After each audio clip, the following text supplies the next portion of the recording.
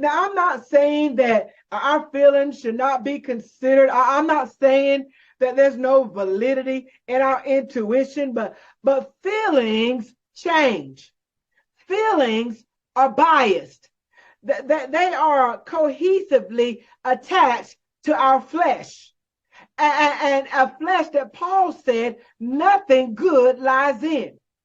Therefore, we must eat strong meat and grow up by being active in the things of God, by walking in our appointed destiny, by moving and transitioning to higher things of God. And all of those things are not predicated on how we feel. It's deeper than that.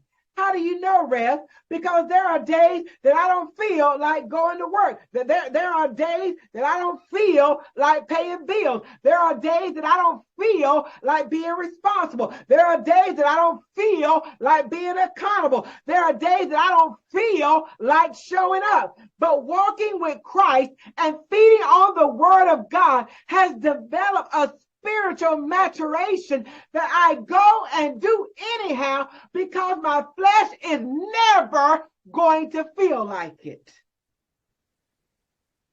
God's plan was and is for us to confess with our mouth and believe in our hearts that Jesus came, died, and rose again, that we might be saved, that we might live a better life, that we wouldn't die and go to hell. And that's what happened that Sunday morning or whatever day of the week it was, when you came to the altar or you stood up in your bedroom or you stood up in your prayer closet and you confessed with your mouth and believed in your heart and you gave the preacher your hand and gave God your heart. But that was 20 years ago. That was 10 years ago. That was 5 years ago. Are you growing? Have you grown since that initial decision to make Jesus your choice? Spiritual maturation or spiritual maturity is proactive. Proactive means it does not just happen because you want it to happen. It means that it doesn't happen just because you need it to happen. And just because time has passed, spiritual maturity is not allocated to us automatically. In other words, just because you've been on this road a long time, just because you've been coming to church a long time, don't mean that you're spiritually mature.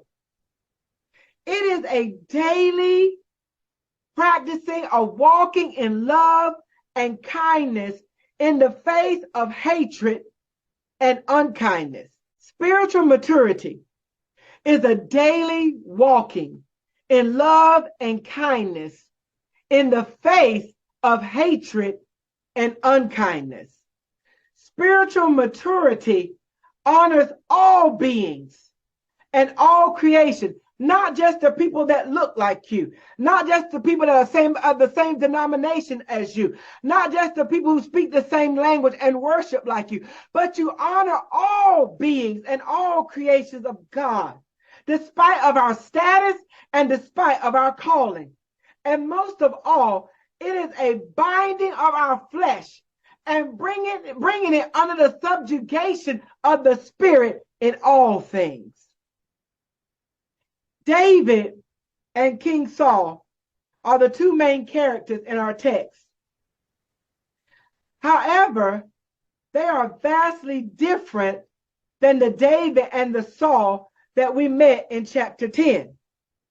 In chapter 10, Saul has just been anointed and appointed king. Saul is ready to lead Israel. He's ready to take on the world. He's full of zeal. He's full of spirit and full of confidence. While David, on the other hand, is laying out in the pasture, tending his father's sheep while writing poetic songs to his God. Now we fast forward a few chapters and we see that Saul, who has grievously disobeyed God, and the kingdom has been ripped out of his hands and given to another. Another who is a little ruddy boy, whose own father discounted him, but is now anointed king.